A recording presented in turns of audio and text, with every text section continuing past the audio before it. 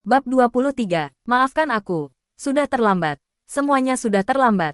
Aku tak bisa lagi melepaskanmu. Ketika mobil berhenti dengan mulus, dia kembali mendorong dagu Jiantong dengan tangannya, dan terdengar bunyi klik lagi. Tekniknya sangat terampil. Tetapi bagi Jiantong, dia tidak pernah ingin menanggung rasa sakit ini untuk kedua kalinya.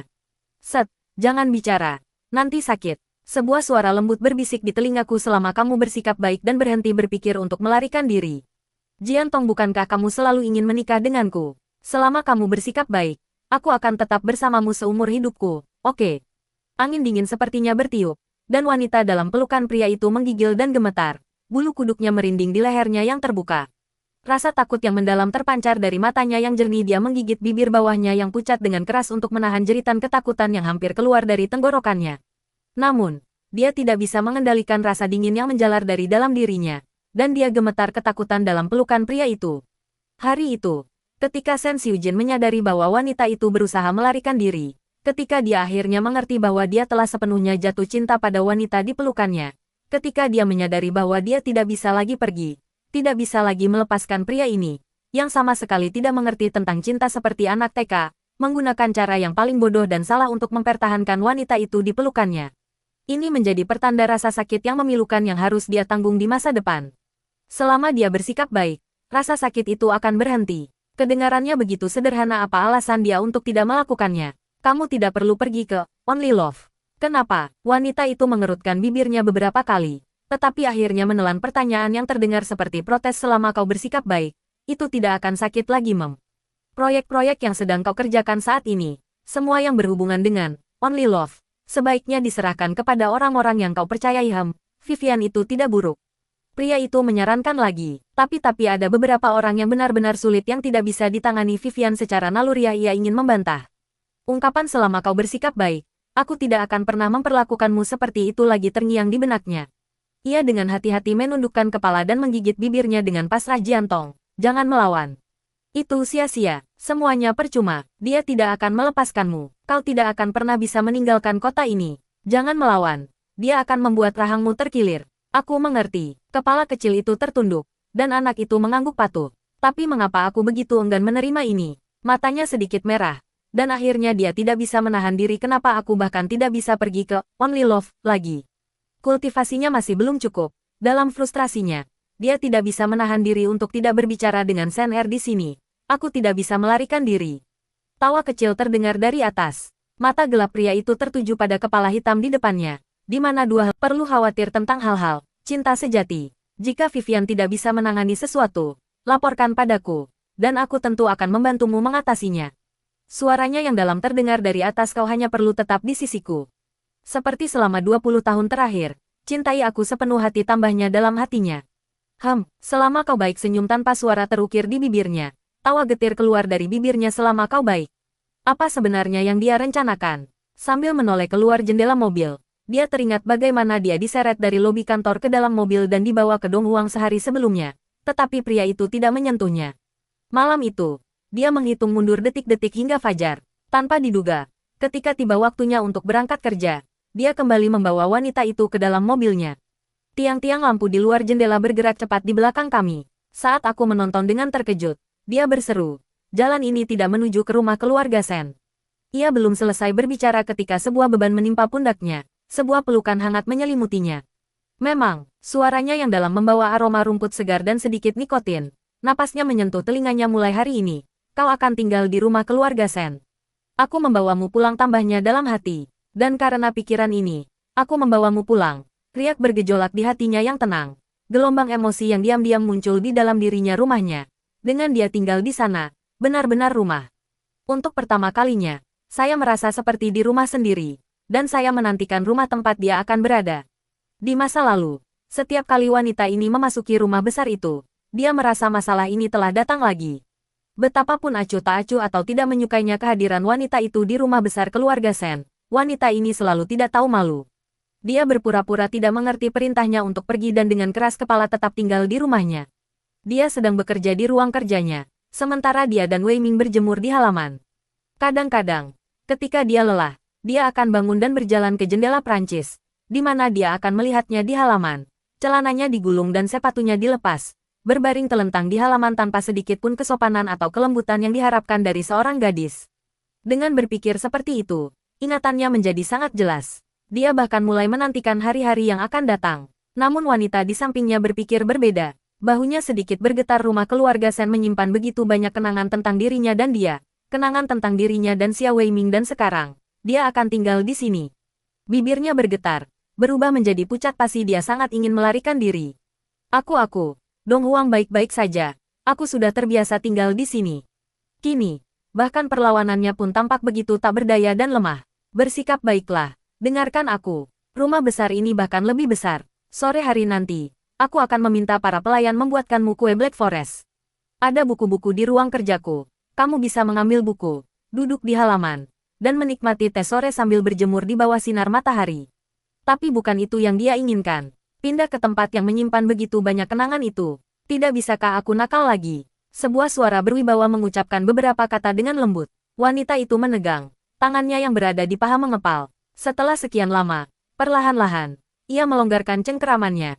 Dan sebuah suara merdu terdengar lemah. Aku akan menjadi anak baik. Pria itu kemudian menepuk kepalanya dengan puas sebagai hadiah. Sore ini Su Meng akan menemanimu ke mall. Belilah apapun yang kamu inginkan atau pria berkata kepada seorang wanita. Beli apapun yang kamu mau. Tetapi pada saat itu, Jian Tong merasakan sakit yang tajam dan menusuk di hatinya. Dan gelombang rasa dingin menyelimutinya. Dia tidak akan membiarkannya terlibat dalam urusan cinta semata. Mereka pindah dari Dong Huang ke rumah keluarga Sen. Dan saat ini, ketika Su Meng menemaninya membeli pakaian, semua ini adalah caranya secara bertahap merampas kebebasannya dan mengendalikan segala sesuatu tentang dirinya. Tidak mengizinkannya ikut campur dalam urusan Only Love, sama saja dengan mengisolasinya dari lingkaran tersebut.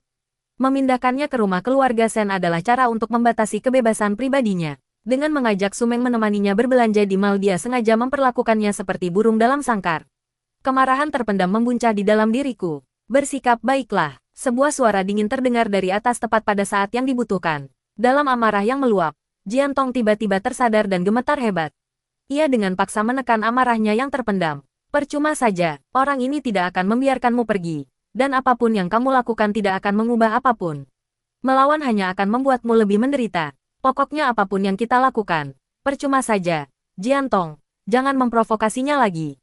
Saat mobil melaju melewati gerbang besi tempa, rumah keluarga Sen persis seperti yang saya ingat. Semuanya tertata rapi.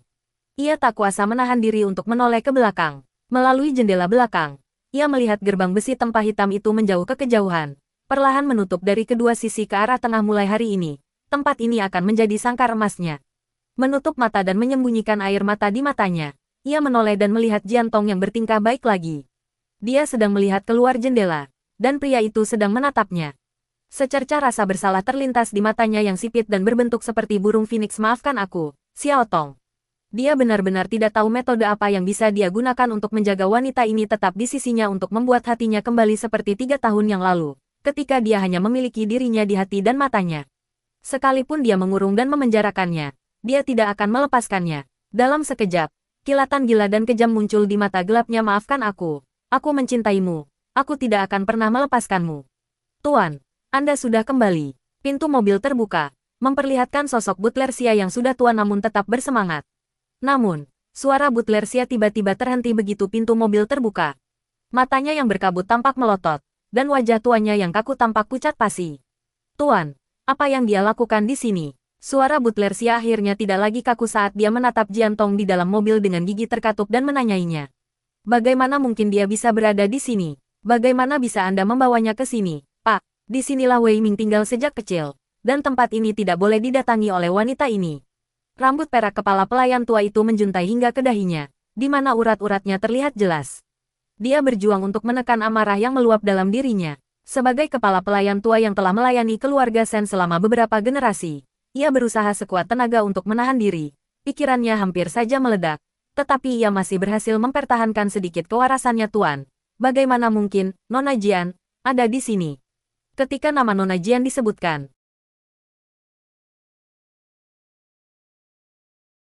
berinteraksi dengannya sekarang, kematian Xia Weiming dan ketidakadilan yang tak terbantahkan yang diderita Jian Tong, siapa yang akan menanggung beban tragis dari pria tua berambut putih lebat ini yang hidup lebih lama dari anaknya?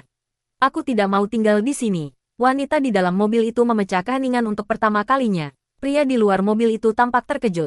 Lalu dia memberi isyarat kepada wanita di dalam mobil, kemarilah. Suaranya yang dalam terdengar mengintimidasi dan tidak memberi ruang untuk perlawanan. Melihat wanita di dalam mobil itu tidak bergerak, Shen Xiujin tiba-tiba mencondongkan tubuh, meraih lengannya, dan dengan tarikan yang cerdik, menyeretnya keluar.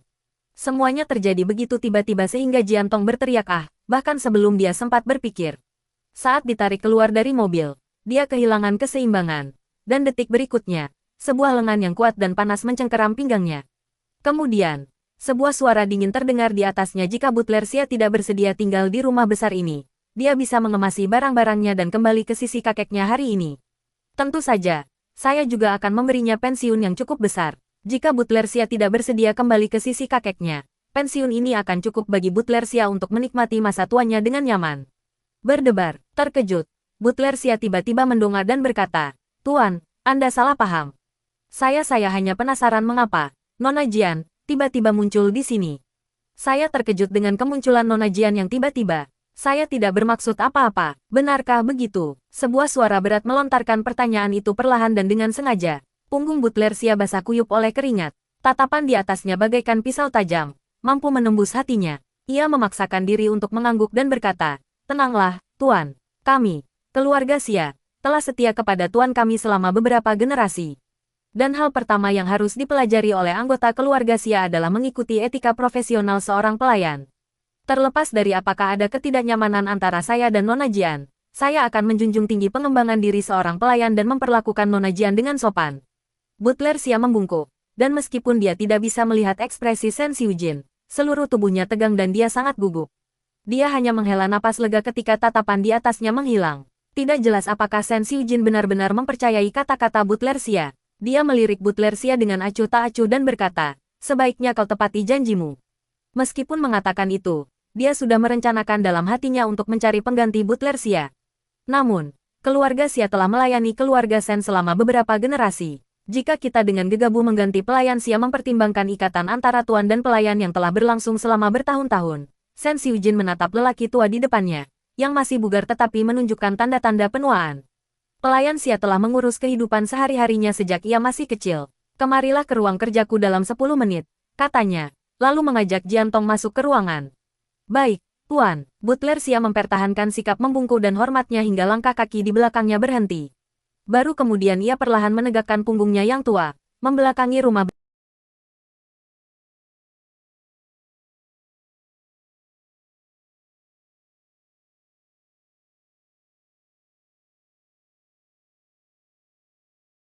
Masuk ke dalam rumah, membisikkan beberapa kata instruksi, lalu berbalik dan pergi. Jiantong berdiri di sana cukup lama sebelum perlahan menoleh untuk melihat sekeliling. Dia melihat dengan sangat perlahan, seolah ingin melihat setiap sudut ruangan dari setiap sisi. Tiba-tiba, tatapannya membeku. Sejauh mata memandang, itu adalah arah tempat tidurnya. Seandainya Shen Xiujin tidak pergi ke ruang belajar dan tetap tinggal di sini, dia pasti akan menganggap ekspresi wanita itu aneh dan tidak wajar. Ia tak bisa memastikan apakah ia bahagia atau tidak bahagia, tetapi wajah kurusnya menunjukkan ekspresi aneh campuran kesedihan, kebencian, dan keterikatan yang masih tersisa. Ia ragu-ragu, hendak melangkah, tetapi kemudian terhenti. Hanya matanya yang tetap tertuju ke arah itu. Akhirnya, dia mengangkat kakinya dan berjalan ke arah itu. Meja samping tempat tidur dari kayu solid itu cukup berat, dan sepertinya ada sesuatu yang ditumpuk di dalamnya, sehingga membuatnya semakin berat. Dia meraih tangannya, meletakkannya di meja samping tempat tidur, menariknya keluar dengan kuat, menyeka keringatnya, dan melanjutkan. "Dan karena kami tidak berani membuat suara apapun, pekerjaan ini menjadi semakin sulit." Ia bahkan sempat bercanda tentang dirinya sendiri saat itu. Ia masih muda dan tidak tahu dari mana ia mendapatkan kekuatan itu, tetapi ia seperti telah disuntik dengan darah ayam. Ia diam-diam menyelinap ke kamarnya dan, dengan cinta yang tak terkendali itu, menarik lemari kayu solid yang berat itu hingga roboh. Aku sama sekali tidak menyangka dia belum mengganti spray selama bertahun-tahun ini. Dengan bunyi gedebuk, akhirnya terdengar suara, dan seketika itu juga, seperti burung yang terkejut, aku menegang dan menatap ke arah pintu dengan perasaan bersalah. 5 detik kemudian, pintu masih tertutup rapat, dan kemudian dia ingat orang itu telah pergi ke ruang kerja. Dia pernah ke ruang kerja itu sebelumnya, letaknya agak jauh dari kamar tidur. Orang itu masuk ke ruang kerja dan seperti biasa menutup pintu. Memikirkan hal itu, dia tak kuasa menahan diri untuk memutar bola matanya sendiri. Apa yang perlu ditakutkan? Lagi pula dia tidak bisa mendengarnya. Sambil menyeka keringatnya, dia terus bekerja dengan tekun, menggali dan mengikis. Hingga akhirnya dia berhasil mengambil 3 papan lantai yang pernah dia gali dari bawah meja samping tempat tidur bertahun-tahun yang lalu. Papan lantai diangkat, memperlihatkan selembar kertas yang sudah usang. Saya masih ingat dengan jelas apa yang tertulis di kertas itu. Dia menatap surat tua di lantai itu selama 5 menit penuh, lalu menghela napas tanpa suara tanpa menyentuhnya.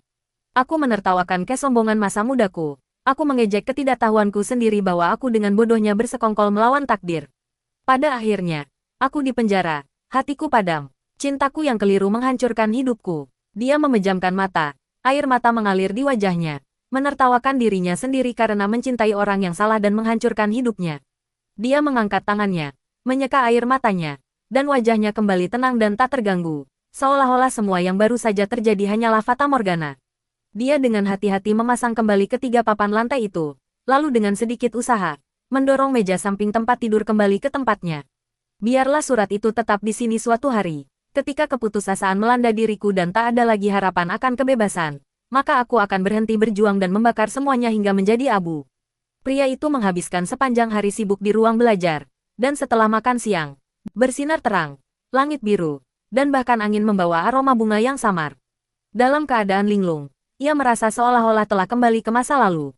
Tidak ada yang mengganggunya, dan sebelum dia menyadarinya, dia berbaring di bangku bambu dan mulai tertidur. Semuanya begitu baik, rasanya seperti tidak nyata. Jika Anda mengabaikan sosok kaku dan tegak di ujung koridor itu, maka semuanya benar-benar baik-baik saja. Di ujung koridor panjang yang tak jauh dari situ, helai-helai rambut perak sesekali berkibar tertiup angin, namun tak mampu menyembunyikan kekesalan di mata tua yang berkabut di bawah alis abu-abu. Pelayan tua itu bersandar pada sebuah pilar, matanya yang tua dipenuhi kebencian saat ia menatap sosok yang tertidur di koridor klik. Jari-jarinya mencengkeram pilar kayu, dan urat-urat biru menonjol di punggung tangannya. Dia tidak mau menyerah. Mengapa Wei Mingnya yang meninggal? Putrinya berbakti dan berperilaku baik. Bagaimana mungkin Tuhan begitu buta hingga membiarkan putri sebaik itu meninggal? Dengan perasaan berat yang menyelimuti hatinya, kepala pelayan tua itu diam-diam berjalan menuju orang yang sedang tidur, berhenti di samping bangku. Mata tuanya yang berwarna abu coklat, seperti mesin, sangat dingin dan acuh tak acuh, sedikit demi sedikit, bergerak ke bawah. Sedikit demi sedikit, dan kemudian sedikit demi sedikit tatapannya tiba-tiba membeku, tertuju pada wajah Jiantong. Bangun. Setelah menatap wanita yang tidur di bangku itu beberapa saat, dia berkata singkat, bangunlah. Jiantong terbangun oleh suara dalam keadaan setengah sadar. Begitu membuka matanya, ia melihat Butler Xia berdiri di sampingnya, dan rasa kantuk terakhirnya langsung lenyap. Dia membuka mulutnya, ingin mengatakan sesuatu, tetapi tiba-tiba terdiam apa yang bisa dia katakan kepada ayah Xia Weiming. Protes terhadap ketidakadilan, menjerit meminta keadilan. Saya khawatir orang tua ini tidak mau mendengarnya. Meminta maaf, tobat, kenapa aku harus? Ia hanya menundukkan kepalanya perlahan dan tetap diam. Pelayan tua di sampingnya menatap wanita di hadapannya untuk waktu yang lama. Ia ingin menunggu wanita itu berbicara, untuk mendengar apa yang akan dikatakannya kepadanya setelah 3 tahun. Butler Xia menunggu lama, tetapi wanita di hadapannya, si pendosa di matanya yang telah membunuh putrinya, tidak berinisiatif untuk mengucapkan sepatah kata pun kepadanya. Nona Jen, apakah Anda tidak punya sesuatu untuk dikatakan kepada saya? Dia membuka mulutnya, tetapi wanita yang tadinya diam itu menjadi semakin diam. Apa yang harus dia katakan? Haruskah dia meminta maaf? Dia bisa mengatakan saya minta maaf kepada siapapun, meskipun dengan tidak tulus, karena 3 kata itu bisa menyelamatkannya dari pukulan dan memberi kepuasan yang hampir menyimpang dan egois kepada orang-orang yang tak terhitung jumlahnya yang ingin memaksanya mengakui bahwa dia adalah seorang pendosa. Namun, hanya di hadapan ayah Xia Weiming dia tidak akan pernah mendengar 3 kata yang ingin dia dengar darinya sepanjang hidupnya. Jangan pernah memikirkannya, di mata orang lain. Dia terlalu rendah hati, sangat rendah hati sehingga dia bisa menjual segalanya, dan membiarkan orang lain melihatnya sebagai badut tanpa martabat ya, di mata orang lain. Dia, Jiantong, adalah orang yang begitu hina. Nona Jian, apakah Anda benar-benar tidak punya apapun untuk dikatakan kepada saya? Kerabat Xia Weiming, ayah yang kehilangan putrinya 3 tahun lalu dan menderita kehilangan putrinya. Hati Butler Xia dipenuhi amarah, dan dia membentak Jiantong dengan penuh kesombongan. Dia harus melihat, dia benar-benar harus melihat, penyesalan di wajah Jiantong, wanita ini yang pantas mati 1000 kali. Tetapi, wanita di depanku menundukkan kepalanya. Pada saat itu, di bawah tatapan bersemangat dan marahnya, dia, yang selama ini tetap diam, perlahan mengangkat kepalanya, menengadahkannya tinggi-tinggi. Matanya bertemu langsung dengan mata penuh dendam dari Butler Xia. Tidak seperti Butler Xia. Mata Jiantong jernih, bersih, dan tegak. Apa yang hendak kau katakan padaku? Di manakah penyesalan di wajahmu? Mengapa tidak ada? Mengapa di sana tidak ada apa-apa? Mengapa tidak ada sedikit pun penyesalan di wajahnya? Putrinya telah meninggal. Apakah wanita ini bahkan tidak bisa menunjukkan sedikit pun penyesalan? Menatap lelaki tua di depannya, yang wajahnya tampak agak garang, Jiantong perlahan tersenyum dan berkata, "Tidakkah kau lihat, Tuan Xia? Aku sudah menjawabmu." Punggung dan anggota tubuhnya yang biasanya membungkuk, yang kini terlipat tanpa keanggunan dan bahkan tampak malu-malu, tegak kembali, dan ia menatap mata Butler Xia yang penuh kebencian dengan tegak. Mata hitam putihnya yang jernih terbuka dan jujur. Ini adalah jawaban Jiantong. Kata-kata apa yang mungkin bisa melampaui tindakannya yang terbuka dan jujur saat ini? Jiantong memandang langit, sepertinya akan hujan. Dia berdiri, berbalik, dan berjalan masuk ke dalam rumah dengan tenang. Butler Xia tak percaya, tepat di depan matanya, Jiantong berdiri dan pergi tanpa mengucapkan sepatah kata pun. Tentu saja, dia bisa saja mengejarnya dan menekannya tanpa henti. Tetapi kata-kata yang diucapkan kepadanya pagi itu oleh orang yang telah dia layani sepanjang hidupnya masih terngiang di telinganya. Ekspresi Butler Xia berubah berulang kali. Pria itu melindunginya, dengan menyatakan bahwa jika dia tidak dapat menghadapi Jiantong dengan tenang, dia harus mengembalikannya ke pihak lelaki tua itu, dan bahwa dia akan memberinya sejumlah uang yang cukup besar. Namun, apakah sejumlah uang dapat mengembalikan nyawa putrinya? Namun pria itu begitu protektif terhadap wanita ini. Ketidaknyamanan Jiantong karena ditatap baru hilang setelah ia memasuki rumah. Begitu masuk ke dalam rumah, saya langsung merasa lemas seluruh tubuh. Melihat ruangan ini sulit membayangkan bagaimana aku akan menderita di hari-hari mendatang. Konflik dan gesekan antara ayah Xia Weiming dan putrinya hari ini tidak akan berakhir hanya dengan satu percakapan. Aku menggelengkan kepala, mencoba menyingkirkan semua pikiran yang bercampur aduk di benakku saat senja tiba. Seorang pria dan seorang wanita duduk dengan tenang makan di sebuah meja di ruang makan rumah keluarga Sen. Melihat hidangan-hidangan di depannya yang tampak dan berbau lezat, dia sama sekali tidak nafsu makan. Dia hampir tidak mampu memakan 2 suapan nasi putih, lalu mengambil sepotong daging sapi dengan sumpitnya dan memasukkannya ke dalam mangkuknya. Melihat potongan daging sapi tambahan di dalam mangkuk, Jiantong tidak menolak. Saat memilih nasi untuk dimakan, baik sengaja maupun tidak sengaja, saya selalu berhasil menghindari potongan daging sapi itu. Pria di sampingnya memperhatikan, mengangkat alis, dan kembali meraih mangkuknya dengan sumpit, mengambil potongan daging sapi itu lagi dan mendekatkannya ke bibirnya. "Makanlah." Jiantong menatap potongan daging sapi di sumpitnya, merasakan perutnya bergejolak. Di bawah tatapan tajam dari atas, dengan enggan ia membuka mulutnya, menggigit, dan memasukkan daging sapi itu.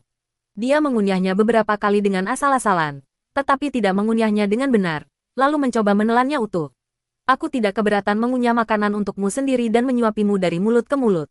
Sebuah suara lembut terdengar dari samping, dan Jiantong langsung mengerti maksudnya. Potongan daging sapi yang awalnya akan ditelannya utuh tersangkut di tenggorokannya. Dia tidak berani menelannya utuh dan menantang batasan pria di sebelahnya. Rahangnya, yang tadinya kaku, mulai bergerak lagi, dan dia mengunyah daging sapi di mulutnya. Sedikit demi sedikit, pelayan tua itu membawa sup terakhir dan, seperti biasa, mulai menyendok sup ke dalam mangkuk-mangkuk kecil. Ia pertama-tama memberikan satu mangkuk kepada Sen Xiujin, lalu menyendok mangkuk lainnya, bersiap untuk menyajikannya kepada Jiantong.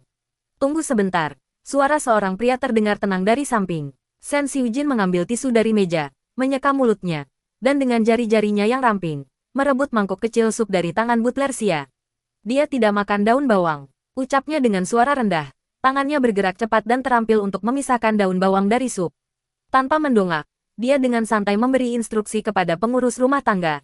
"Xia, jangan masukkan daun bawang ke dalam makanan lagi lain kali." Dia mengambil semua daun bawang dari mangkuk sup, hingga tak tersisa sedikit pun, lalu dengan santai mendorong mangkuk itu ke depan Jiantong dan berkata dengan acuh tak acuh, "Sudah kucek. Semua daun bawangnya sudah dipetik, minumlah semuanya."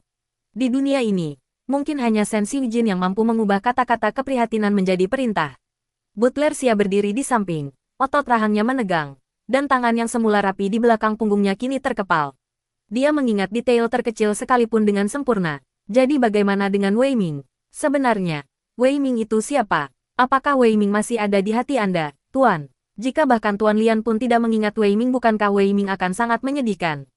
"Tidak, tidak mungkin." Kilatan dingin tiba-tiba muncul di mata Butler Xia. Dia sama sekali tidak akan membiarkan ini terjadi. Cepat, kamu harus bertindak cepat. Waktu berlalu begitu cepat, dan musim dingin telah tiba dalam sekejap mata. Semuanya tenang, tetapi ketenangan itu justru membuat Jiantong merasa gelisah tanpa alasan yang jelas. Sejak Sen Xiujin membawanya tinggal di rumah besar keluarga Sen, mereka bekerja dari matahari terbit hingga matahari terbenam. Dari sudut pandang orang luar, perhatiannya pada gadis itu tak diragukan lagi sangat sempurna. Orang lain mungkin akan sangat tersentuh, tetapi semakin dia bertindak seperti itu, semakin tidak nyaman perasaan wanita itu. Dia selalu suka duduk di tepi tempat tidur di kamar tidur sementara istrinya mandi, membaca buku di dekat lampu tidur. Ketika istrinya keluar, dia akan diam-diam berdiri, mengambil pengering rambut dengan mudah, dan berdiri di belakangnya, dengan lembut menyusuri rambutnya dengan setiap jarinya. Dia juga suka memeras pasta gigi untuknya sambil menyikat giginya di pagi hari. Dia juga akan dengan paksa meminta ciuman. Ada banyak kisah serupa di antara pasangan. Namun, satu-satunya hal yang harus dilakukan pasangan adalah tidur di ranjang yang sama. Mereka selalu tidur di kamar terpisah. Namun setiap kali dia menunjukkan perhatian yang hanya akan diberikan oleh pasangan atau kekasih yang saling mencintai, Jiantong ingin tertawa. Saat ini, suara dengung rendah pengering rambut terus bergema di telinganya, seperti malam-malam lainnya. Jiantong duduk di tempat tidur dengan rambutnya yang masih basah, dan udara semakin dingin. Dia menatap pakaiannya. Jubah mandi tebal berwarna merah muda terbungkus rapat di tubuhnya. Jubah mandi baru ini dibelikan untuknya kemarin oleh orang di belakangnya. Kualitas pengerjaan pakaian itu memang luar biasa, dan bisa dibayangkan harganya pun pasti luar biasa. Tapi apa yang dipikirkan orang ini? Bagaimana mungkin mereka percaya bahwa dia akan menyukai warna merah muda ini?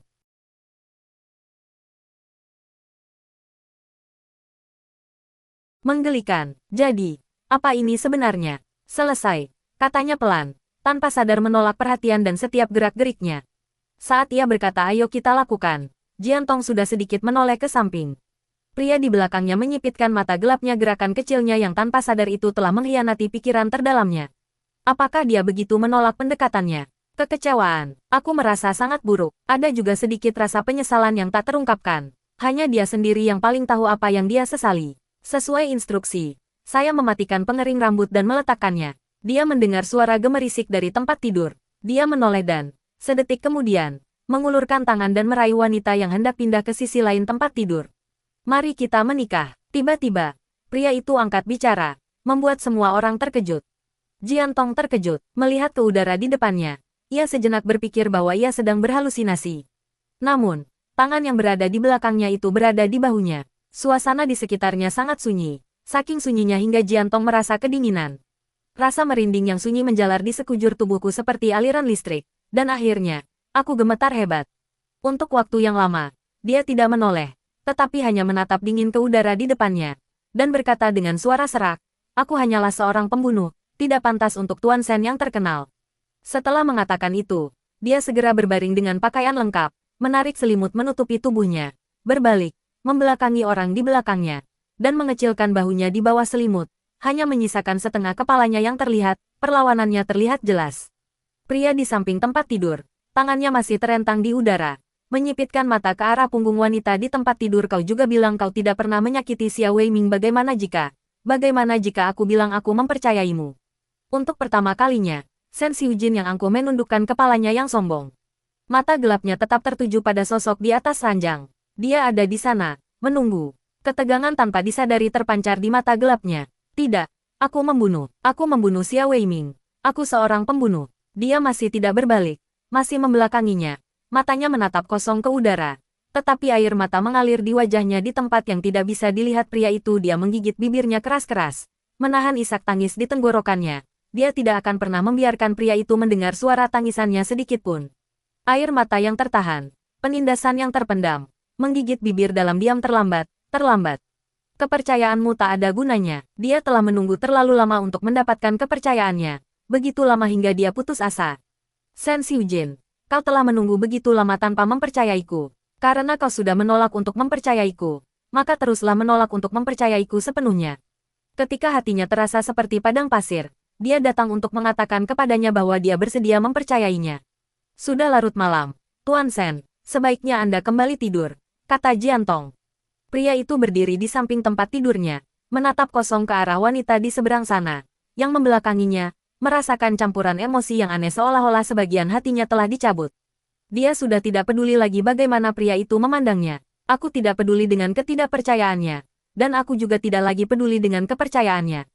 Ia berdiri di samping tempat tidur, tubuhnya yang tinggi dan tegak-tegak, tetapi matanya yang dalam dipenuhi kebingungan. Ia bertanya-tanya, bagaimana ia berubah selama bertahun-tahun ini. Orang ini berada tepat di sampingku. Jadi mengapa dia tampak begitu jauh, seperti nengat yang tertarik pada api. Dia terhanyut oleh api cintanya. Bagaimana mungkin sekarang, sebuah ranjang telah membuat mereka begitu jauh seperti orang asing yang paling akrab sekalipun. Kecemasan tampak di wajah Shen Xiujin yang biasanya acuh tak acuh. Dia tidak pernah membayangkan bahwa orang yang selalu bisa dilihatnya setiap kali dia menoleh, tidak peduli seberapa jauh dia pergi atau kemana dia pergi, akan selalu berada di belakangnya saat dia menoleh. Tetapi suatu hari, ketika dia tiba-tiba menoleh, sosok yang familiar itu sudah tidak ada lagi. Apakah dia terlalu arogan? Apakah dia terlalu kejam? Apakah dia yang mengikis sisa-sisa cinta terakhir wanita itu? Dua orang berbaring di tempat tidur. Satu membelakangi orang di belakangnya. Tampak acuh tak acuh dan dingin. Tetapi wajahnya sudah basah oleh air mata. Dan dia menangis tak terkendali. Pada akhirnya, Jiantong tetaplah seorang wanita. Dan dia tetap lemah di hadapannya. Orang lain berdiri di samping tempat tidur. Menatap kosong punggung wanita itu. Dia selalu menyendiri dan tidak tahu apa-apa tentang cinta. Tetapi hatinya sedang bergejolak hebat. Kasur itu tiba-tiba ambles. Jiantong jelas merasakan panas di punggungnya. Dan reaksi pertamanya adalah mengangkat tangan untuk menyeka air matanya. Dia benar-benar menolak untuk membiarkan pria itu melihat air mata terkutuk ini. Namun, wanita itu terlalu cepat baginya. Pria itu dengan cepat berbalik dan menahannya. Melihat ke bawah ke arah wanita yang berada di bawahnya, ia melihat bahwa wanita itu telah mengangkat tangannya dan menutupi wajahnya dengan rapat. Dia curiga dan mengulurkan tangan untuk menepis lengan wanita itu. Jangan, penolakannya tak mampu menghentikan tekadnya untuk menepis lengannya. Dia menutupi wajahnya. Apakah dia benar-benar tidak ingin melihatnya? Kilatan rasa sakit yang hampir tak terlihat melintas di mata Shen Xiujin. Dia mencoba menarik lengan Jiantong, tetapi Jiantong sangat keras kepala hari ini, menolak untuk melepaskan lengan yang menutupi wajahnya.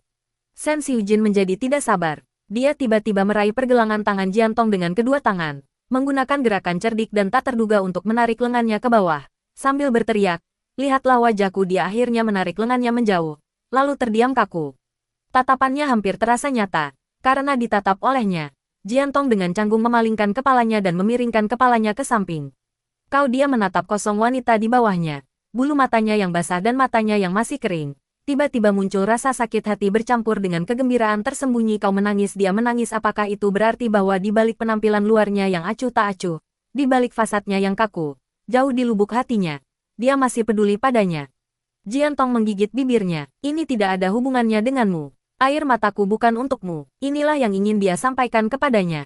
Namun saat itu, senyum muncul di wajah tampan pria itu. Ia tiba-tiba menundukkan kepala dan dengan cepat mengecup bibirnya tong kecil. Tampaknya belum puas. Dia menundukkan kepalanya dan mematuk lagi lidah kecil. Setiap kali mematuk, dia akan berseru anak kecil. Jiantong agak linglung. Haruskah dia mempercayainya? Bisakah kita mempercayainya? Tidak, dia diberi kesempatan yang tak terhitung jumlahnya dan dipercayakan segalanya. Tetapi yang dia dapatkan hanyalah kekecewaan. Dia mengulurkan tangan dan mendorong orang yang berada di atasnya. Presiden Shen, apakah Anda ingin melakukannya? Senyum gembira Shen Xiujin membeku saat dia menatap tak percaya.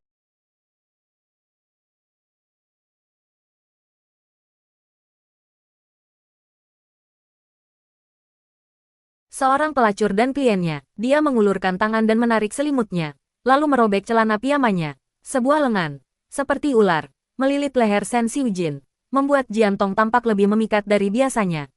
Namun Shen Xiujin, yang berada di atasnya, berdiri dan menghindari lengan wanita itu yang melingkari tubuhnya.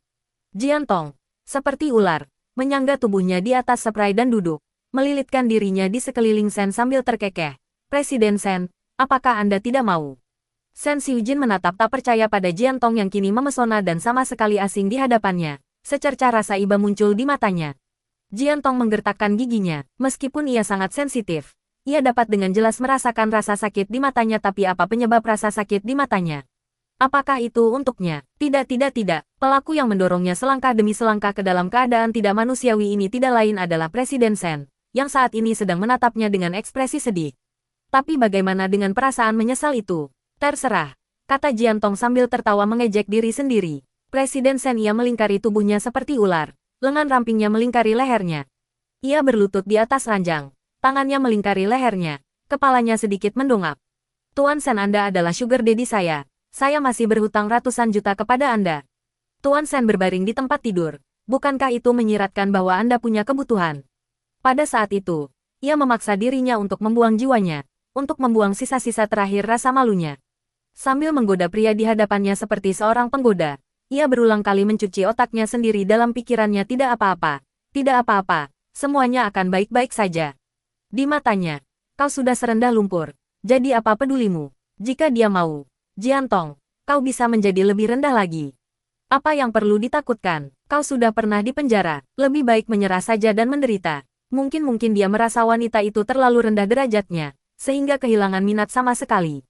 Itu akan menjadi yang terbaik. Biarkan dia membusuk dan berbau busuk, dan jangan ada yang masuk ke dalam. Sambil berpikir demikian, ia menampilkan pertunjukan yang lebih energi lagi. Pipinya memerah, dan meskipun suaranya serak, ia tetap berusaha terdengar genit dan menggoda Presiden Sen. Apakah Anda benar-benar tidak mau? Dia tahu bahwa dirinya pasti terlihat sangat hina saat ini. Dia tahu bahwa di mata pria ini tidak, di mata siapapun yang melihatnya seperti ini, dia tidak lebih dari sekadar barang dagangan yang dapat dinilai dengan harga tertentu. Dia tahu segalanya, lalu kenapa? Lagi pula, dia tidak peduli. Jarinya menelusuri garis menggoda di lehernya. Mata Sen Xiujin yang gelap dan dingin menyipit. Kilasan pemahaman tiba-tiba melintas di pandangannya. Dia menatap wanita di hadapannya. Matanya menembus dirinya. Tidak lagi menghindar seperti sebelumnya. Tangannya yang ramping tiba-tiba terulur dan meraih tangan wanita itu yang meluncur ke tulang selangkanya. Siapa yang mengajarimu gerakan-gerakan ini? Suaranya yang dalam, semerdu dan senyaman giok yang jatuh ke piring, disertai dengan gumaman lembut satu suku kata saja sudah cukup untuk menggoda dan mengucapkan sesuatu, dengan mudah melampaui rayuan Jiantong sebelumnya. Dalam hal merayu, Sen Xiujin memang seorang ahli. Ekspresi Jiantong sedikit berubah. Presiden Sen, apakah Anda lupa apa yang saya lakukan? Mengapa saya perlu seseorang untuk mengajari saya hal-hal ini? Jika saya benar-benar harus mengatakan siapa yang mengajari saya, maka seharusnya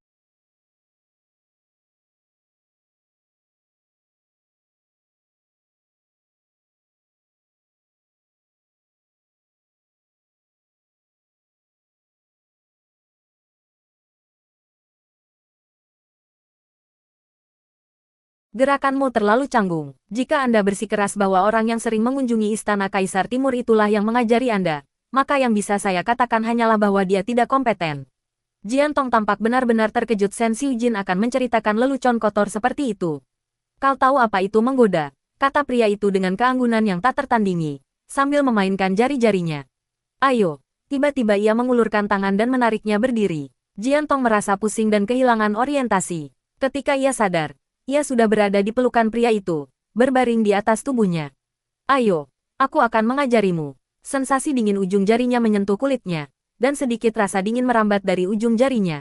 Sentuhan lembut adalah awal dari rayuan. Suaranya yang dalam mengandung sedikit nada menggoda saat ujung jarinya menyentuh lehernya, tetapi tidak meluncur ke bawah. Dia hanya menggaruk lehernya dengan santai, tanpa pola tertentu, hanya mengikuti kata hatinya. Hal ini menyebabkan bulu kuduk wanita di bawahnya merinding. Jiantong secara naluriah melawan. Pria itu terkekeh pelan. Suaranya yang dalam terdengar dari atas kepala Jiantong. Apakah kau sudah mempelajarinya? Ini, kata pria itu, melihat ekspresi bingungnya, sambil dengan lembut menyentuh lehernya dengan ujung jarinya, di mana bulu kuduknya sudah mulai berdiri. Apakah kau mempelajarinya? Tiba-tiba, Jiantong menyadari apa yang sedang terjadi, dan wajahnya memerah tak terkendali. Kapan orang ini menjadi begitu tidak tahu malu? Lakukan hal seperti itu. Lalu tanyakan padanya apakah dia sudah memahaminya. Tuan Sen, saya mengantuk. Jadi, bolehkah Anda pergi sekarang? Sen Xiujin, tentu saja, memahami pesan tersirat dalam kata-katanya pergi. Xiao Tong, kau yang memulai ini. Dia meraih tangan Jiantong. Lepaskan. Tuan Sen, lepaskan. Mata Sen Xiujin berkedip. Apa yang akan kau lakukan jika aku tidak melepaskanmu? Kata-katanya syarat makna, pikirannya, kecemasannya, dan keseriusannya semuanya tersembunyi dalam pertanyaan rayuan yang tampaknya sepele ini. Pada saat itu, mata Sen Xiujin menjadi semakin tajam, tatapannya yang seperti elang tertuju pada orang yang berada dalam pelukannya. Aku akan membencimu, krek. Krek ketika Sen Xiujin mendengar kata-kata ini, rasanya seperti jantungnya disayat sedikit demi sedikit dengan pisau. Bibirnya, yang sudah pucat, kini tampak lebih putih lagi. Wajahnya tanpa ekspresi, bibir tipisnya terkatup rapat di balik ketenangan luarnya. Kekacauan telah dimulai. Tiba-tiba, suhu di sekitar kita sedikit turun. Tanpa sadar, dia mengubah posisi tubuhnya, mengecilkan dirinya lebih jauh lagi. Baginya, itu hanya beberapa detik, tetapi bagi Shen Xiujin, itu adalah keabadian. Dalam 10 detik lebih itu, yang terasa seperti keabadian, pikirannya beralih dari kepanikan awal ke pengambilan keputusan. Jian Tong tiba-tiba merasa pusing dan kemudian didorong dengan kuat ke tempat tidur. Detik berikutnya, bayangan gelap menekan tubuhnya, ujung jarinya yang dingin, seperti sebelumnya, menelusuri kulitnya. Dia memang sangat terampil. Keringat tipis muncul di dahi Jian Tong. Hentikan. Presiden Shen, ini adalah belayan. Apa? Dia dengan jelas mengatakan untuk berhenti, tetapi dia memberikan jawaban yang tidak relevan. Tanpa memberinya waktu untuk berpikir, Shen Xiujin tiba-tiba menundukkan kepala dan menempelkan bibirnya yang panas. Sangat berbeda dengan dinginnya ujung jarinya, ke tulang selangkanya. Betapapun kerasnya Jian Tong meronta, pria di atasnya tidak mengindak mesum. Ia sangat gelisah secara emosional, bahkan berteriak, tanpa menyadari bahwa wajahnya sudah memerah. Dan setiap inci kulitnya diam-diam memberitahu bahwa tubuhnya merasakan sesuatu. Pria itu mengangkat kepalanya yang gelap, mata sipitnya yang seperti mata burung phoenix menatap tajam wanita yang sedang bergejolak emosi itu. Tahukah dia bahwa, meskipun dia sangat bangga, dia akan membungkuk dan mencium setiap inci tubuhnya. Tahukah dia betapa besar cinta dan perhatian seorang pria kepada seorang wanita sehingga mampu mengesampingkan rasa malu dan bangga yang melekat pada manusia, dan membungkuk serta mencium wanita ini dengan penuh pengabdian. Ini sebuah ciuman. Respons yang diterimanya tetap hanya 4 kata tanpa emosi. Satu-satunya perbedaan adalah bahwa sentuhan lembut pada saat sebelumnya telah berubah menjadi ciuman. Jian Tong, Agapo Su 0027 Agapo. Tiba-tiba, bibir tipis Shen Xiujin bergerak cepat. Apa yang tadi kau katakan? Kataku, kalau begitu bencilah aku. Dengan kata-kata itu, dia berbaring di sampingnya, tepat di depan tatapan ketakutannya perlahan. Matanya dipenuhi rasa jijik di tengah rasa takut. Shen Xiujin mengulurkan tangan dan menutup matanya, menghalangi tatapan yang sangat membebani hatinya. Benci. Benci, benci, jelas sekali. Keduanya sangat serasi, namun hati mereka tenggelam ke dalam jurang. Ya Tuhan, aku, Shen Xiujin, tidak pernah meminta apapun kepadamu. Aku memohon kepadamu kembalikan Jian Tong dari 3 tahun yang lalu. Shen Xiujin, aku akan membencimu. Ujung jari pria itu sedikit gemetar, tetapi dia tetap mengulurkan tangan dan perlahan menyeka butiran keringat yang tebal dari dahinya. Mata dalamnya tampak menyimpan kompleksitas yang tak terlukiskan yang tidak dapat dipahami Jian Tong. Tetapi ketika dia bertemu dengan mata itu, hatinya, yang telah lama mati rasa, merasakan sakit yang telah lama hilang namun familiar di dada kirinya. Sambil menggertakkan giginya, dia merasa bingung dan menyesal. Seharusnya dia sudah mati rasa sejak lama, jadi mengapa dia merasakan sakit yang sama di hatinya lagi, seperti dulu, karena tatapannya. Jari-jarinya dengan lembut menyeka keringat dari dahinya kecupan. Jangan sentuh aku. Jian Tong menatap dingin pria di depannya. Presiden Shen, aku akan membencimu. Aku akan membencimu seumur hidupku. Bahkan jika suatu hari aku lupa siapa aku dan apa namaku, satu hal yang tidak akan pernah kulupakan adalah aku membencimu. Dia melontarkan setiap kata dengan kasar melalui gigi belakangnya. Jian Tong membenci Shen Xiujin. Jian Tong membenci Shen Xiujin. Mata pria itu menyipit tajam. Ia sangat ingin menutupi atrium kirinya dengan tangannya, untuk menghentikan rasa sakit yang menusuk di sana. Biarkan dia pergi. Biarkan dia membencinya. Pilihannya tidak pernah berubah. Jangan pernah melepaskan. Biarkan dia membencinya. Namun ketika dia mengucapkan 6 kata sederhana itu, Jian Tong membenci Shen Xiujin. Kau pernah berkata bahwa kau mencintaiku. Dan bahkan jika suatu hari kau lupa siapa dirimu, kau tidak akan pernah lupa bahwa kau mencintai Shen Xiujin. Xiao Tong, kau mengatakannya. Anda sudah mengatakannya dengan jelas. Bagaimana mungkin Anda mengingkari janji Anda? Bagaimana bisa kamu tiba-tiba berubah pikiran seperti itu? Aku tidak ingat. Shen Xiujin terdiam karena kesedihan. Dia menatapnya. Dia begitu sungguh-sungguh dan cemas. Dan yang didapatnya hanyalah aku tidak ingat. Aku belum pernah merasakan sakit seperti ini sebelumnya. Sekalipun dia sangat ingin hidungnya, hingga mencapai matanya. Lalu dia menutupinya. Aku tidak peduli. Suara berat itu berkata dingin. Jian Tong, hak apa yang kau miliki untuk mengatakan kau membenciku? Dan apa yang membuatmu begitu yakin bahwa aku, Shen Xiujin, akan peduli dengan pikiranmu? Jian Tong.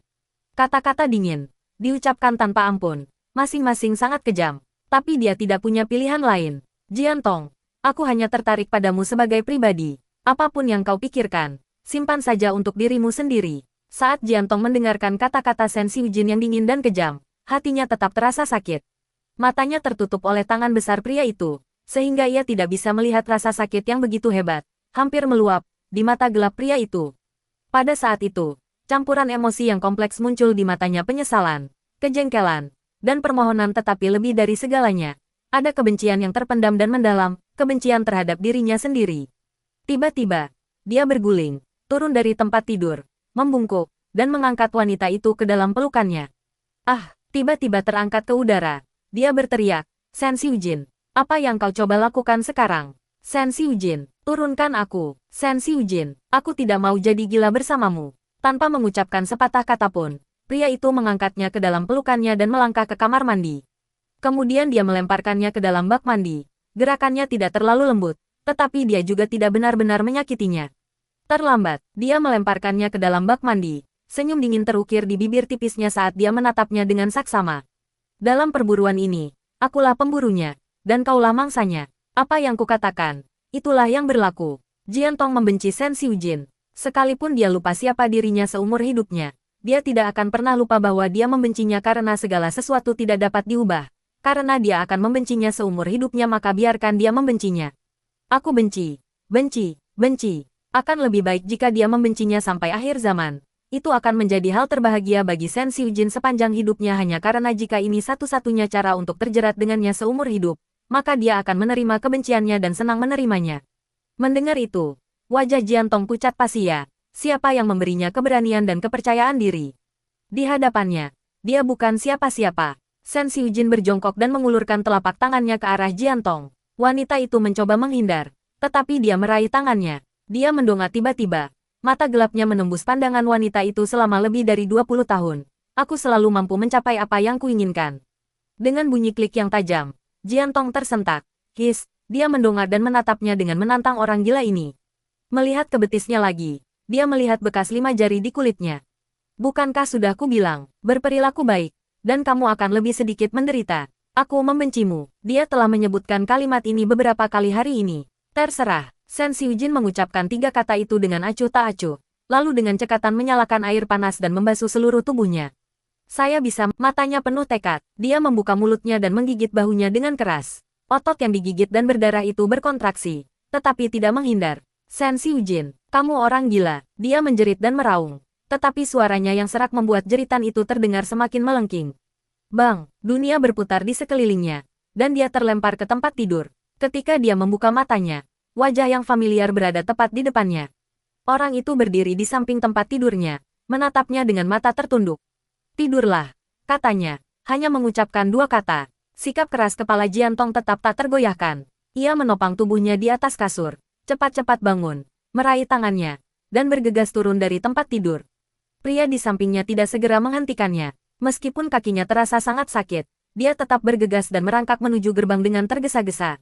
Seperti sebelumnya, di depan Fajar, dia diangkat secara horizontal di atas bahunya. Kali ini, dia tidak hanya membuka mulutnya untuk menggigit, tetapi juga menendangnya di perut bagian bawah. Pada tendangan kedua, kakinya dikendalikan oleh tangan yang besar. Bang, sekali lagi dilempar ke atas ranjang. Shen Xiujin masih berdiri di samping ranjang, menatap wanita yang terbaring di ranjang itu, tidur. Tak gentar, dia mencoba memanjat dan melarikan diri lagi, hanya untuk mengalami nasib yang sama seperti sebelumnya. Dia ditangkap lagi dan dilemparkan ke atas ranjang. Masih berusaha melarikan diri, tanya pria itu dengan suara berat. Dia menggertakkan giginya, menundukkan kelopak matanya dengan enggan untuk menyembunyikan kekeras kepalaan di matanya, dan perlahan berkata, apa yang kau inginkan? Dia mengepalkan tinjunya. Aku tidak akan memohon padamu lagi. Apakah dia ingin wanita itu memohon belas kasihan? Teruslah bermimpi. Aku tidak akan pernah lagi berkompromi seperti sebelumnya. Aku tidak akan pernah meminta apapun darinya lagi. Keras kepala, ia hanya mengucapkan 2 kata ini. Tetapi 2 kata itu secara tidak langsung meyakinkan Jian Tong bahwa ia bertekad untuk menyiksanya. Untuk melihatnya dipermalukan. Untuk melihatnya memohon belas kasihan setelah putus asa. Siapa yang peduli? Pria itu menatap wanita di ranjang dan menghela napas dalam hati. Wanita itu bertanya apa yang diinginkannya. Dan dia berkata dia tidak akan pernah memohon padanya lagi. Yang diinginkannya bukanlah kerendahan hati atau permohonannya untuk belas kasihan. Yang dia inginkan adalah wanita yang telah mencintainya selama lebih dari 20 tahun. Dia ingin wanita itu kembali. Dia mendorongnya ke bawah selimut, lalu segera merangkak masuk setelahnya, memeluknya erat-erat. Di bawah selimut, pria itu melingkarkan kakinya di sekitar kaki wanita yang meronta-ronta dan memberontak. Tidurlah, atau lakukan lagi. Kau akan lelah dan akhirnya tertidur. Bagaimana? Bagaimana? Dia menanyakan kabarnya. Oh Tuan Shen, Mohon ingat ini Anda berbagi tempat tidur dengan seorang pembunuh. Pria itu, yang tadinya memejamkan mata, tiba-tiba membukanya. Mata gelapnya yang cerah menatap orang di samping tempat tidur. Di wajahnya yang tampan, sudut bibirnya sedikit terangkat, dan senyum aneh muncul di bibir tipisnya. Kemudian, tanpa mengucapkan sepatah kata pun, ia memejamkan matanya lagi. Tak lama kemudian, terdengar suara napas berat. Jian Tong memanfaatkan kesempatan itu untuk mencoba melepaskan diri dari pelukannya. Lengan besi yang melingkari pinggangnya seperti penjepit, mencengkeramnya erat dan membuatnya tidak bisa bergerak. Saat malam semakin larut, suasana menjadi semakin sunyi, karena tak bisa mengalihkan.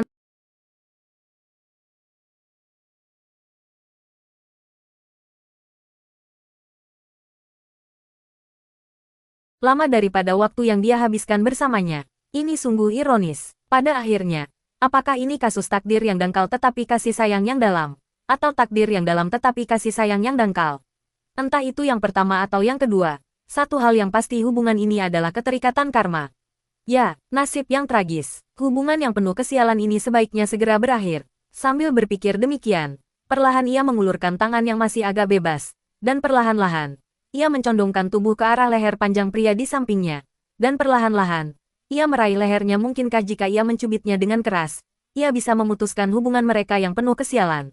Jadi, dia bisa bebas mulai sekarang, dan pergi ke tepi danau Erhai untuk melunasi hutang hidup yang tak akan pernah bisa dia lunasi di kehidupan ini. Matanya semakin bingung dan linglung. Jari-jarinya menutup perlahan, secara bertahap menekan udara di dalam tubuhnya. Tiba-tiba, tubuhnya bergetar hebat, matanya perlahan jernih, dan dia melihat segala sesuatu di hadapannya. Pada tangan wanita itu di lehernya apa-apa yang telah dia lakukan. Sebenarnya apa yang sedang dia coba lakukan? Matanya dipenuhi rasa takut, dan air matanya langsung mengalir. Terkejut, dia tiba-tiba melepaskan cengkeramannya. Tetapi tangan yang tadi hendak membunuhnya dengan erat menutupi mulutnya, nyaris menahan isak tangis di tenggorokannya. Bahkan di tengah malam yang gelap sekalipun, jika Anda mendengarkan dengan saksama, Anda masih dapat mendengar suara isak tangis yang sesekali terdengar. Ia dengan gugup menoleh ke samping dan membenamkannya di bantal menolak untuk melihat, mendengar, atau berpikir. Tangannya masih gemetar hebat. Tanpa disadarinya, tubuhnya menggigil hingga ke tulang, gemetar dalam pelukannya. Pria itu membuka matanya, pandangannya tertuju pada kepala gelap wanita di sampingnya. Matanya menyimpan kesedihan, namun juga kelembutan bodoh. Ia menutup matanya lagi, tidak ingin mengganggu wanita yang kini ketakutan seperti burung yang terkejut. Tangan-tangan di bawah selimut semakin mempererat cengkeramannya, dan kaki-kaki melingkari kaki wanita itu dengan lebih erat lagi. Seminggu telah berlalu sejak malam itu di antara mereka, di Sand Group. Begitu tiba waktu pulang kerja, pria itu dengan cepat mengambil kunci mobil dari meja dan bergegas menuju ruang bawah tanah. Mobil itu mulai bergerak, keluar dari ruang bawah tanah, dan melaju kencang di jalan raya. Jantungnya sudah berdebar kencang menuju rumah. Rumah besar keluarga Sen diselimuti senja tipis di musim dingin. Langit cepat gelap, hanya 2 baris lampu jalan yang berkelap-kelip. Gerbang besi tempah hitam tampak lebih megah daripada di musim panas. Namun, dalam kegelapan ini, seluruh rumah besar itu tampak tak bernyawa dan sangat suram. Bentley hitam itu, dengan lampu depannya menyala, melaju masuk ke gerbang yang terbuka di kedua sisi. Saat lewat, dedaunan layu yang belum sempat dikumpulkan oleh para tukang kebun perkebunan itu beterbangan dan kemudian jatuh kembali di belakang Bentley setelah mobil itu melaju pergi. Ia melangkah keluar pintu dengan langkah mantap, tubuhnya yang tinggi dan kuat benar-benar memperlihatkan fisiknya yang berotot. Tuhan terlalu baik kepada pria ini, bahkan setiap helai rambut di kepalanya pun sempurna. Tuan, Anda sudah kembali. Pelayan tua itu berdiri diam di pintu masuk, mengambil tas kerja dari tangan pria itu, dan memberinya handuk beludru. Pria itu mengambil handuk hangat yang masih beruap itu dengan jari-jarinya yang ramping, buru-buru menyeka wajahnya, dan melempar. Pelayan yang kompeten, profesional, dan tidak memihak Nona Jen ada di kamar tidurnya. Belum turun sepanjang hari. Ya, pria itu menyipitkan mata gelapnya. Apa kau belum makan siang lagi? Pelayan tua itu, dengan mata tertunduk dan alis terkulai, berkata. Nona Jian menolak keluar dari kamar tidurnya.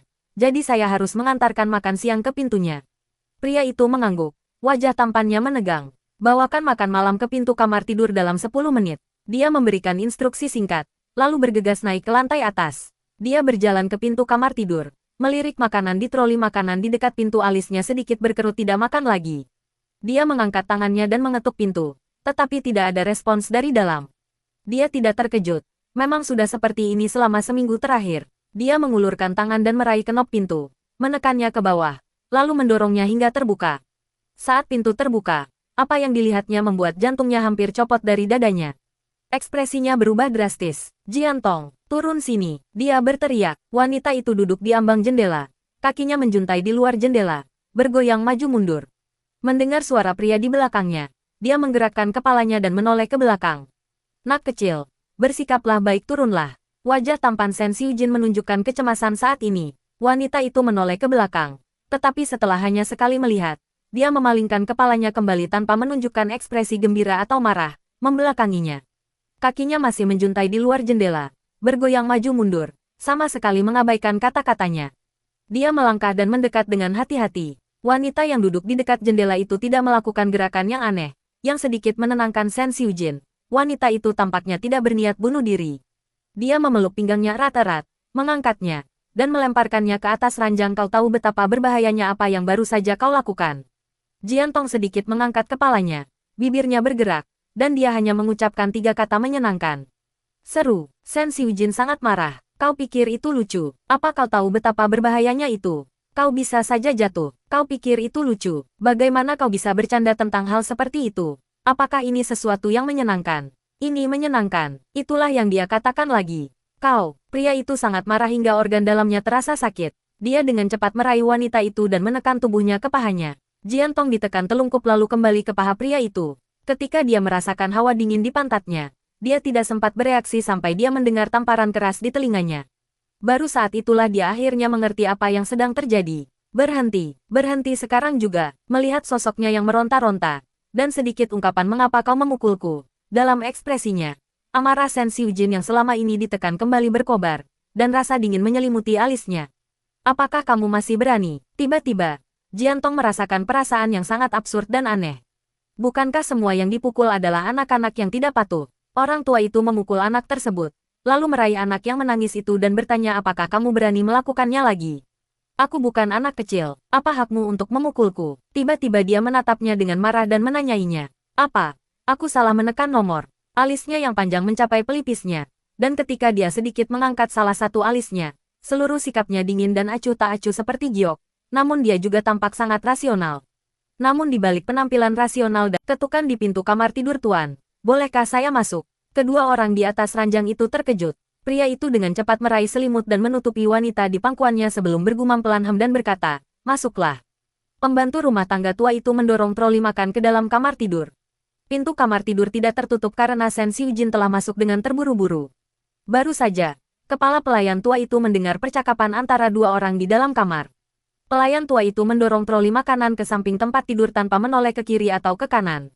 Tuan, apakah ada hal lain yang Anda butuhkan? Tanyanya dengan sangat hormat. Shen Xiujin melambaikan tangannya, pergilah dan beristirahatlah.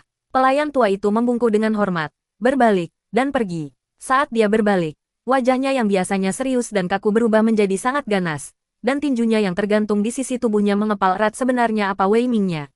Saat Wei Ming masih hidup, pria itu tidak pernah memperlakukannya seperti dia memperlakukan wanita lain itu. Dia selalu menjaga segala sesuatunya dalam batas kesopanan. Kapan mereka pernah seintim itu? Wei Mingnya tidak bisa begitu saja lenyap dari hati seorang pria tanpa nama atau status, sampai dia tidak ada lagi. Selama wanita ini meninggal, Butler Xia mengangkat teleponnya dan kembali menekan nomor yang jarang digunakan itu. Ini mungkin nomor yang paling diingatnya dengan jelas selain nomor telepon Shen Xiujin. Aku ingin dia mati. Orang di ujung telepon terdiam sejenak ketika menjawab, lalu tertawa kecil yang terdengar samar melalui gagang telepon. Mengapa saya harus membantu Anda? Lu Mingchu, kepala pelayan tua itu merendahkan suaranya dan berbisik. Kau tidak ingin Tuan Shen mengetahuinya, kan? Mata tua kepala pelayan itu yang redup dan kekuningan menunjukkan usianya yang sudah lanjut. Namun secara paradoks, mata itu juga memiliki kekejaman dan kebrutalan yang tidak lazim untuk seseorang seusianya. Orang di ujung telepon terdiam beberapa saat, dan alis kepala pelayan tua yang berkerut rapat sedikit mengendur. Untunglah kau takut. Pak Tua Xia, apakah ada yang pernah memberitahumu? Terdengar suara mengejek Lu Mingchu dari ujung telepon, bahwa kau tidak tahu malu. Mendengar itu, kepala pelayan tua itu mengertakkan giginya, namun dia tetap keras kepala dan berkata, akan lebih baik bagi kita berdua jika perempuan jalang ini mati. Apapun yang terjadi sebelumnya, orang yang mati adalah akhir dari segalanya. Implikasinya sangat jelas ketika seseorang meninggal. Itu seperti lampu yang padam. Begitu seseorang meninggal, siapa yang akan membela mereka? Tuan Lu, Anda juga akan mendapat keuntungan dari membunuh perempuan jalang itu. Suara tua itu, yang beberapa saat lalu mengancam pihak lain, kini dengan sopan memanggilnya Tuan Lu. Sebuah seringai lembut terdengar dari penerima telepon. Mengikuti jejak keluarga Sen, kau pasti telah mempelajari sebagian dari kekejaman mereka, Patuasia. Jangan kira aku tidak tahu apa yang kau pikirkan. Apakah Anda akan merasa nyaman membunuhnya? Di ujung telepon sana, Lu Mingchu memegang cerutu seukuran ibu jari di antara jari-jarinya, dengan santai menghisapnya. Abu cerutu itu membakar sepotong panjang, yang kemudian ia jentikkan dengan jarinya dan membiarkannya jatuh ke karpet mewah berwarna putih salju buatan luar negeri yang mahal, tanpa sedikit pun menunjukkan rasa sedih. Patuasia, biar ku katakan dengan jelas, kau bisa menentukan sendiri siapa yang ingin kau bunuh. Kilatan dingin muncul di mata Lu Mingchu, dan bibir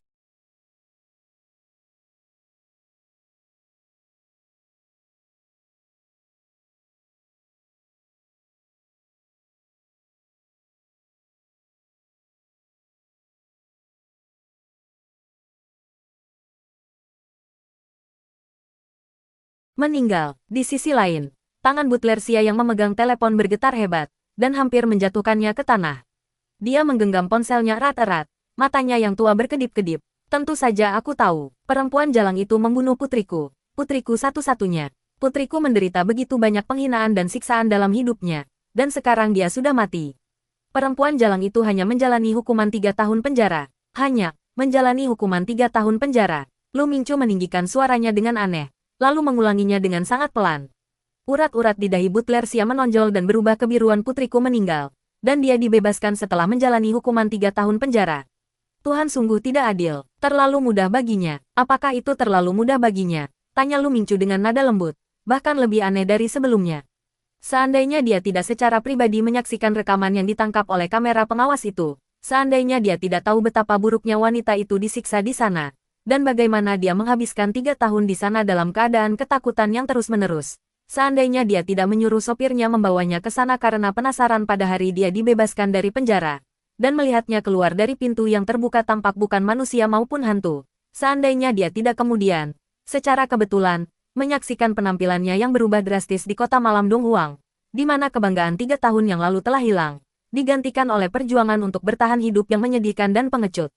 Mungkin dia benar-benar percaya apa yang dikatakan lelaki tua bernama Xia itu, dan mungkin dia akan benar-benar melakukan apa yang diinginkan lelaki tua itu, mengasihaninya, dan membantunya menyingkirkan wanita itu. 3 tahun lalu, apakah hanya Xia Weiming yang bersekongkol melawan wanita ini? Salah, 3 tahun lalu, semua orang bergerak, semua orang bersekongkol melawan wanita ini. Mengapa Shen Xiujin tidak menyelidiki? Mengapa dia tidak menemukan apapun? Pelakunya adalah salah satu orang dari keluarga Shen sendiri. Shen Xiujin sama sekali tidak ingin menyelidiki ketika dia tiba, karena dia tidak peduli dengan hidup atau mati Jiantong. Kedua, dalam perebutan kekuasaan yang melibatkan beberapa pihak ini, kelalaian sekecil apapun dapat menyebabkan kekalahan total. Seluruh fokus Shen Xiujin tertuju pada perebutan kekuasaan itu, sehingga ia tidak punya waktu, energi, atau tenaga untuk menyelidiki masalah ini. Setelah Shen Xiujin memenangkan pertempuran secara keseluruhan, ia bahkan semakin tidak mungkin memikirkan Jiantong yang masih di penjara. Selain itu, bukti pembunuhan Xia Weiming oleh Jiantong tidak dapat disangkal, yang kurang hanyalah kesaksian saksi. Karena Xia Weiming adalah seseorang yang diincar Shen Xiujin, dan seseorang yang dipilih Shen Xiujin telah meninggal dengan cara yang begitu memalukan, seseorang harus menanggung konsekuensinya. Dengan demikian, Jiantong, yang tidak dipedulikan Shen Xiujin, menjadi orang yang paling tragis dalam seluruh kejadian ini. Namun, penghinaan dan kematian Xia Weiming direkayasa oleh terlalu banyak orang termasuk Lu Mingchu. Adapun Lu Mingchu, dia dibentuk sekaligus dihancurkan oleh Jiantong. Dia meremehkan kekejaman dan kebrutalan Shen Xiujin, dan dia juga meremehkan kekejaman Patuasia. Wanita itu Lu Mingchu menggelengkan kepalanya. Dia tidak sebegitu tidak tahu malu. Wanita itu sudah dipaksa hidup dalam kondisi serba kekurangan oleh mereka untuk dia menyentuh wanita malang itu lagi. Lu Mingchu masih merasa malu. Di ujung telepon sana, Patuasia masih terus mengumpat dan memaki wanita itu. Mendengar Patuasia berulang kali menyebutnya jalang, Lu Mingchu, yang biasanya tidak berwarna coklat kemerahan, menyebalkan sekali, teriaknya. Patuasia, saya ulangi lagi, siapapun yang ingin kau bunuh, lakukan sendiri. Aku tidak akan menghentikanmu, tapi aku juga tidak akan membantumu. Bajingan tua bermarga Xia itu benar tentang satu hal, jika wanita itu mati, Lu Mingchu juga akan mendapat manfaat. Peristiwa 3 tahun lalu tidak akan pernah muncul kembali. Orang-orang pergi dan teh menjadi dingin. Orang-orang meninggal dan lampu padam. Dunia ini selalu dingin dan acuh tak acuh. Ketika orang-orang masih hidup, mereka masih mencari kebenaran untuk diri mereka sendiri. Tetapi ketika orang-orang meninggal, akankah ada orang lain yang mencari kebenaran untuk orang yang sudah meninggal? Lu Mingchu, kau harus membantu dalam hal ini. Jika tidak, aku akan memberitahu Tuan Shen tentang apa yang kau lakukan 3 tahun lalu. Jadi, kau benar-benar tahu bahwa Jian Tong tidak bersalah, Xia. Lu Mingchu terkekeh. Tetapi kepala pelayan Xia segera menutup mulutnya setelah mendengar kata-kata Lu Mingchu ketika kepala pelayan Xia mengancam Lu Mingchu dan berkata, aku akan memberitahu Tuan Shen tentang apa yang kau lakukan 3 tahun lalu. Dia secara tidak langsung mengakui bahwa dia tahu dalam hatinya bahwa Jian Tong tidak bersalah. Butler Xia menggertakkan giginya dan berkata dengan tegas, aku tidak tahu apa yang kau bicarakan. Aku hanya tahu bahwa Wei Ming pergi ke bar Nightfall karena perempuan jalang itu. Dan Tuan Lu, kau menyerang Tuan Shen di belakangnya, menggunakan cara-cara licik untuk mencuri pelanggannya dan mencoba mengambil sumber daya yang sangat penting bagi Tuan Shen saat itu. Jika Tuan Shen mengetahui hal-hal ini, dia mungkin akan menindakmu dan perusahaanmu dengan tindakan yang kejam. Saat itu, kau akan berada dalam bahaya. Senyum dingin muncul di bibir Lu Mingchu. Bahkan sekarang, lelaki tua ini masih mengancamnya, memintanya untuk membantunya membunuh wanita itu. Maaf, dia tidak tega untuk menindas gadis malang itu lagi. Baiklah, silakan beritahu mereka. Lu Mingchu mencibir. Jangan salahkan aku karena tidak mengingatkanmu. Kau, seorang pelayan yang bekerja untuk Shen Xiujin, tahu semua hal ini. Apa kau pikir Shen tidak berakal? Mengenai apakah kau hanya tahu hal-hal yang jelas ini? Atau apakah kau tahu hal lain? Patua Xia, kau yang paling tahu di dalam hatimu. Dan kau juga yang paling tahu tentang kematian Xia Weiming. Yang bisa kukatakan hanyalah, kau benar-benar pandai bersikap fleksibel. Jika aku jadi kau, aku tidak akan menghubungiku lagi. Apakah kau hanya mengincar yang lemah? Lu Mingchu tertawa dingin. Jika kau sangat membenci Jian Tong, lakukan saja sendiri. Jangan ganggu aku lagi. Setelah mengatakan itu, dia sama sekali tidak menghormati Butler Xia dan menutup telepon tanpa mengucapkan sepatah kata pun. Pelayan Xia menggenggam ponselnya erat-erat, tubuhnya sedikit gemetar. Apa sebenarnya yang diketahui Lu Mingchu? Apa maksud Lu Mingchu dengan kata-kata terakhirnya? Tidak, Wei Ming sudah mati. Ini semua gara-gara perempuan jalang itu. Perempuan jalang itu harus dikubur bersama Wei Ming. Bos, saya telah mengecewakan kepercayaan Anda. Di ruang kerja yang remang-remang itu, Shen Er merasa sangat bersalah. Shen Xiujin bertanya tanpa ekspresi. Tidak bisakah kau mencari tahu? Shen Er menundukkan kepalanya lebih dalam lagi. Merasa sangat bersalah bos. Saya gagal melakukan apa yang Anda